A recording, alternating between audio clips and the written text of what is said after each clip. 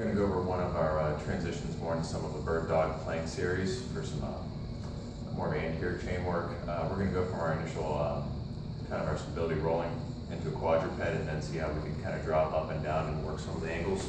So when we start in our initial remote position, we're good to go.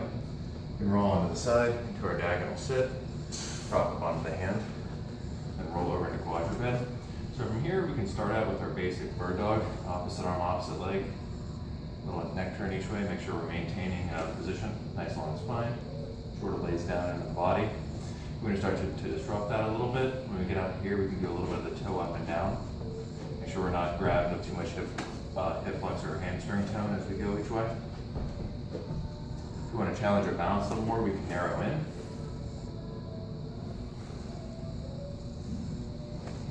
If we come back to our regular stance, from here, we can start to drop down a little bit more forward with the hands.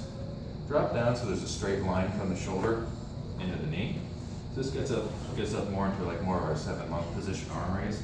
As we come across, we want a slight bend in the elbow. We want to feel a line forming from this hand all the way to this knee.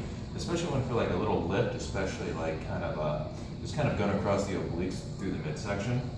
A little head turn to make sure we're not tensing too much. Other side up. Little head turn, make sure you have a nice rooted hand, even distribution. We're feeling that line and connection kind of supporting underneath like an arch. So from there, we can lower onto the elbows and then pop up into more of our typical plank position. We can have a little bit of a tricep extension on the ground, make sure we're making that line kind of from the elbow into the body, kind of from here going underneath. We want a nice little turn in the neck as we go each way, make sure we're not tensing up too much. From here, we can go to our ab rotisserie. We can just go onto the side, make sure we maintain a nice line. Tension's going through the side. Good head turn. Make sure that the feet are far enough apart that we get a nice easy roll each side. Maintaining this arch. And from here, to get back into the arm raise, we can now put this knee out to the side and drop the pelvis down to the ground.